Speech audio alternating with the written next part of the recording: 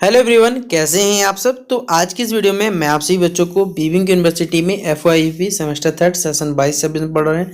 तो AC हिंदी का आपका क्लासेस चल रहा था। शायद ये 4 या 5वां नंबर का शायद क्लास होगा, मुझे एग्जैक्ट याद नहीं आ पा रहा। ठीक है, तो आप सभी बच्चे इससे पहले जो वीडियोस बने हुए AC हिंदी का, जिसमें इंपॉर्टेंट क्वेश्चन मैंने आप सभी बच्चों को हर वीडियो में डिस्कस किया हुआ है, वो वाला देख लीजिएगा। आपको सारे के सारे क्वेश्चन पेपर में आएंगे, वहाँ से कवर हो जाएंगे। ठीक है, तो चलिए आज का फिलहाल ये वीडियो शुरू करते हैं। वीडियो पसंद आए तो वीडियो को लाइक कर दीजिएगा, चैनल पर अगर नहीं हुआ है तो चैनल को सब्सक्राइब कर लीजिएगा, साथ में बेल आइकन पर क्लिक कर लीजिएगा ताकि इसी प्रकार पल पल की हर वीडियो का नोटिफिकेशन मिलता रहे। डिस्क्रिप्शन बॉक्स में टेलीग्राम ग्रुप, फेसबुक पेज का लिंक है, जुड़ जाइए। किसी प्रकार का अपडेट आएगा सबसे पहले आपको हमारे टेलीग्राम ग्रुप और फेसबुक पेज में शेयर कर दिया जाएगा। ठीक है, देखिए क्या है, आपको हम लोग भाषा पढ़ा देते हैं। तो भाषा के अंतर्गत देखिए आता है राजभाषा और राष्ट्रभाषा। आपको दोनों एक ही जैसा लग नहीं सकता, क्योंकि दोनों उच्चारण पर लग रहा है एक राज है, यहाँ पर राष्ट्र है, लेकिन दोनों में देखिए अंतर होता है। क्या होता है हमको आपको मालूम करना पड़ेगा कि राजभाषा और राष्ट्रभाषा और राजभाषा में क्या अंतर होता है। तो सबसे पहले हम लोग जानने की कोशिश करते हैं राजभाषा होता क्या है। यानी वह भाषा जो किसी भी कह सकते हैं जिसका प्रयोग राज्यों के अंतर्गत होता है या फिर राज्यों के कार्यों में होता है, उसे हम लोग क्या कहते हैं, राजभाषा के नाम जानते हैं। लेकिन आपको मालूम होना चाहिए हमारे हमारे भारतीय समुदाय के अनुसार जो हमारी हिंदी भाषा को है वो राष्ट्रभाषा नहीं बल्कि यहाँ पर राजभाषा आपको मालूम होना चाहिए। ठीक है, कि जो हिंदी हमारी जो मदर टंग लैंग्वेज हिंदी है बेसिकली वो राष्ट्रभाषा नहीं, वो राजभाषा है। वैधानिक तरीके से दृष्टि से देखा जाए तो यह जो राज्य है वो यह राज्य बस बेसिकली हमारे पास भाषा ही कहलाने का अधिकारी है। अतः हिंदी को राष्ट्रभाषा कहना गलत यहाँ पर होगा। ठीक है, क्योंकि देखिए हिंदी को कहा जाए तो हिंदी हमारे भारत में लगभग हर जगह पर बोली जाती है, हर राज्यों में इसका देखिए प्रयोग होता है। तो आप इसे राष्ट्रभाषा घोषित कर सकते हैं, लेकिन वैधानिक तरीके से देखा जाए तो यह राजभाषा ही कहलाने का अधिकारी है। लेकिन अगर हम लोग अपने पर्पज से चले तो ये राष्ट्रभाषा के रूप में काम कर सकता है। ठीक है, क्योंकि राष्ट्रभाषा के रूप में हर जगह पर सबसे ज्यादा इस्तेमाल होने जो हमारे पास भाषा है वो है हिंदी। फिर वहीं पर हमारे पास जो जहाँ तक राष्ट्रभाषा का प्रश्न होता है तो यह केवल उसी क्षेत्र में रहती है जिसकी एक बोली होती है। जैसे आपको मालूम होगा हिंदी खड़ी जो है बोली राजस्थान, उत्तर प्रदेश तथा बिहार आदि का कह सकते हैं प्रतिनिष्ठित या फिर आदर्श भाषा है। परंतु जब कोई बोली आदर्श भाषा बनने के बाद भी उन्नत होकर और मतून बन जाती है तथा पूरे राष्ट्र या फिर देश में अन्य जो कैसे अन्य भाषा के क्षेत्र तथा अन्य भाषा परिवार में भी उसका प्रयोग जो होता है सार्वजनिक कामों में होने लगता है, तो वो राष्ट्रभाषा का पद या फिर उसका मिल जाता है। ठीक है, हिंदी धीरे धीरे भारतवर्ष में लगभग हर स्थान पे यह प्राप्त हो रहा है और वो अपने परिवार के कह सकते जितने भी आपके भाग हो या प्रांत है हमारे जो भी जगहों में, उन हर जगह में सबसे व्यवहारिक रूप में जो भाषा है वो होता है हिंदी इस्तेमाल होता है। इसलिए आप अगर बोलिए तो भविष्य में हमारे पास हमारे देश में भारत में हिंदी को राष्ट्रभाषा का दर्जा मिलना चाहिए, क्योंकि हिंदी एक ऐसी भाषा है जो प्रायः हमारे भारत के तमाम जो राज्य हैं वहाँ पर लगभग बोली जाती है और हर लोग कम से कम हिंदी भाषा समझते ही समझते हैं, ये नहीं कि हिंदी भाषा नहीं समझते। तो हिंदी भाषा हमारी राजभाषा में फिलहाल है, लेकिन अगर उसे राष्ट्र भाषा घोषित कर दी जाए तो ये कहना कोई गलत नहीं होना चाहिए मेरे हिसाब से। ठीक है, फिर अगला यहाँ बताया गया कि जैसे पूरे यूरोप में फ्रेंच को भी यही स्थान प्राप्त है। व्यापार आदि क्षेत्रों में क्या होता है आजकल आपको मालूम होगा अंग्रेजी जो है वो आज विश्व भाषा या विश्व की अंतर्राष्ट्रीय भाषा बन चुका है। किसी बोली की चरम सीमा उसका किसी रूप से विश्व भाषा होने से बताया जाता है। मोटे तौर पर अगर कहा जाए तो कुछ यहाँ पर पॉइंट के थ्रू जो राजभाषा और राष्ट्रभाषा में आपको यहाँ पर अंकित कुछ अंतरों का यहाँ पर बिंदु के द्वारा या फिर कुछ निम्नलिखित कथन दिए गए जिसके थ्रू आप यहाँ पर अंतर समझ सकते हैं। तो पहला यहाँ पर दिया हुआ है कि राजभाषा जो है वो किसी भी राज्य के जो राजकीय कामकाज होती है उसकी भाषा होती है, लेकिन राष्ट्र जो भाषा होती है वो संपूर्ण राष्ट्र में बोले जाने वाली भाषा होती है और आदर पाने वाली भाषा के अंतर्गत है। यानी राजभाषा बोला जाए तो राज्य के अंतर्गत ये काउंट होता है और राष्ट्रभाषा जो होता है वो पूरे भारत में या फिर कह सकते हैं पूरे विश्व में या फिर पूरे हमारे जो राष्ट्र में उसमें बोली जाने वाली भाषा उसे हम लोग राष्ट्रभाषा के नाम से जानते हैं। ठीक है, अगला यहाँ पर है कि राजभाषा को संवैधानिक मान्यता रहती है, वहीं जबकि राष्ट्रभाषा को सार्वजनिक मान्यता रहती है। राजभाषा को जो मान्यता दी गई है वो यहाँ पर संवैधानिक रूप से दी गई है, यानी वैधानिक तरीके से दिया गया है। लेकिन जो राष्ट्रभाषा है वो दिलों के या फिर कह सकते हैं लोगों के दिलों से दी जाने वाले जो राजी कह सकते हैं या फिर जो मान्यता है उसे आप राष्ट्रभाषा को यहाँ पर सार्वजनिक मान्यता रहती है।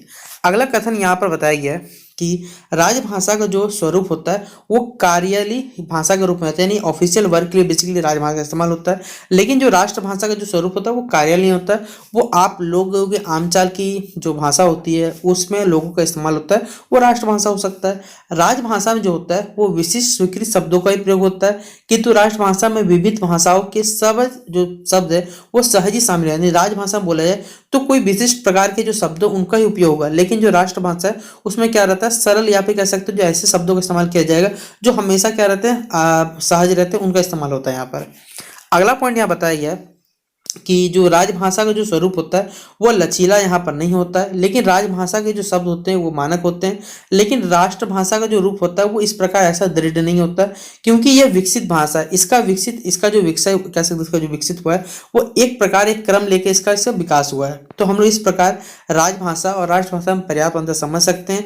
राजभाषा भी राष्ट्रभाषा का एक रूप धारण कर लेता है, या फिर राष्ट्रभाषा को राजभाषा के रूप में स्वीकार किया जा सकता है। तो दोनों कथन आपको समझ में एक ही प्रकार लग रहा हो, लेकिन राष्ट्रभाषा याद रखिएगा, पूरे राष्ट्र की जो भाषा हो सकती है बोली जाने वाली भाषा उसे राष्ट्रभाषा, लेकिन कह सकते किसी प्रांत किसी क्षेत्र में बेसिकली जो बोली वाली भाषा है उसे आप लोग राजभाषा के रूप में से दर्जा दिया गया। ठीक है, ये कुछ अंतर थे जो हम आपको बता दिए, राष्ट्रभाषा और राजभाषा में अंतर क्या होता है। अगला सवाल देखिए हमारे पास क्या है कि बोला गया कि देवनागरी लिपि और वैज्ञानिकता पे आपको क्या करना है, प्रकाश डालना है कथन के हिसाब से। ठीक है, पहले होता क्या है देखिए, देवनागरी लिपि आपको मालूम होना चाहिए। लिपि मतलब क्या होता है कि भाषा को लिखने के लिए हम जिन चिन्हों का बेसिक इस्तेमाल करते हैं, हर भाषा को देखिए लिखने का लिपि जो होता है वो अलग अलग होता है।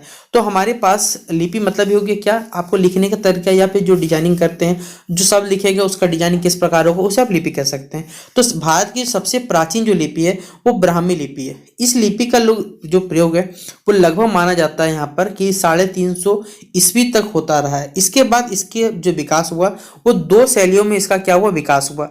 पहले क्या था, इसका जो विकास था वो यहाँ विकास बताया जा रहा है।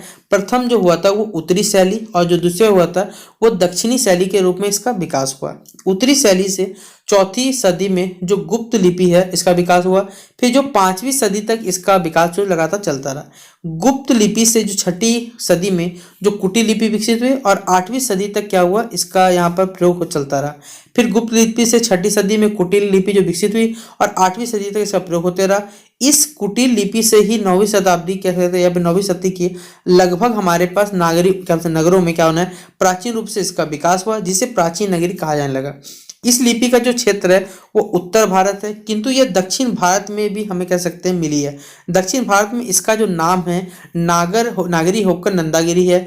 प्राचीन जो नागरी से ही हमारे पास आधुनिक नगर जो गुजराती हो गए, महाजनी हो गया, राजस्थानी हो गई, कैथी, मैथिली, असमिया, बंगला कह सकते हैं, मणिपुरी आदि पूर्वांचल की लिपियां जो विकसित मानी जाती है। कुछ लोग कुटिल से ही प्राचीन नगरों में क्या करते हैं तथा शारदा के अतिरिक्त एक यहाँ पर और प्राचीन लिपि जो है विकसित मानते हैं, जिसे हम आगे चलकर असमिया हो गया, बंगला हो गया, मणिपुरी आदि पूर्वी भाषाओं के रूप में से विकसित हुआ है। अब इसका देखिए बताया हुआ, इसका नाम जो है वो देवनागरी कैसे पड़ा इसके बारे में बताया गया कि देवनागरी लिपि का जो है नाम है वो किस पर पड़ा हमें बताना है। ठीक है, देखिए क्या है, इसको लेकर जो विद्वान है हमारे उनमें मतभेद है। विद्वानों ने कहा कई कई अनुमान प्रस्तुत किए। कुछ विद्वानों का कहना है कि इस लिपि का प्रयोग जो सर्वप्रथम गुजरात के नगर ब्राह्मणों द्वारा हुआ था, इसलिए इसके नागरी नाम दिया गया। और विद्वानों का दूसरा जो समूह होता है नगरों में प्रयुक्त होने के कारण इसे नागरी दिया। कुछ विद्वान कहते हैं कि ललित विस्तार में उल्लेखित जो नागलिपि है उन्होंने नागलिपि ही क्या है, नागर है, यानी नाग से जो शब्द बना है वो नागर शब्द बना है। तांत्रिक चिन्ह जो है यहाँ पर देवनागर से साम्य के कारण ही उसे क्या प्राप्त हुआ, यहाँ पर इसे देवनागरी नाम दिया गया। और कुछ विद्वान कहते हैं कि ललित विस्तार में जो कह सकते हैं नागर शब्द है उससे यहाँ पर नागरी शब्द मिला है। फिर एक अन्य मतों का भी लोगों का ये भी कहना है कि मध्य युग में स्थापित एक जो शैली थी, एक नगर शैली थी जिसमें चतुर्भुज आकृति थी, इसी कारण इसे नागरी शैली कहा गया। इतने बड़े बड़े विचारों के बावजूद अभी तक विद्वान लोग इसके नहीं पहुंचे कि इन जो देवनागरी नाम है इसके पीछे कौन सा कारण सत्य है कौन सा कारण गलत है। ठीक है, किंतु इस बात से इनकार नहीं किया सकता कि नागरी लिपि का संबंध निश्चय ही किससे था, नगर से था। अब अगला यहाँ बताया कि यहाँ पर कि नागरिक जो लिपि में वैज्ञानिकता है या नहीं है, इस बात को लेकर आपको चर्चा करने से पहले हमें देवनागरी लिपि की कुछ विशेषताएं पता होनी चाहिए।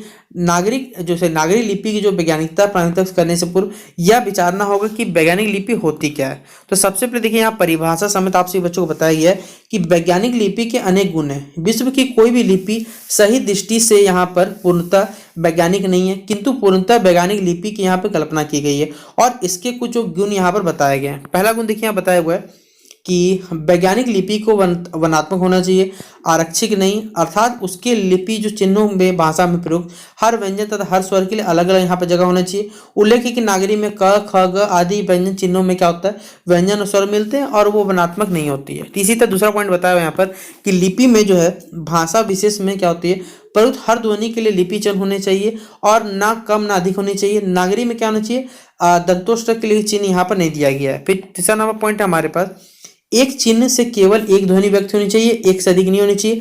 नागरी में व से लेकर कई ध्वनियां यहाँ पर व्यक्त होती है। फिर अगला है, एक ध्वनि के लिए केवल एक लिपि होनी चाहिए हमारे पास। हिंदी भाषा की दृष्टि से देखा जाए तो एक ध्वनि के लिए एक ही नागरी में ये हमें चिन्ह मिले। फिर लिपि के लिए कुछ कुछ पॉइंट यहाँ बता दिया गया है, तो आप इस पॉइंट को नोट डाउन करना चाहे तो कर लीजिएगा, ठीक है। तो ये हमारे पास टोटल मैंने आपसे बच्चों 2 क्वेश्चन डिस्कस कर दिए।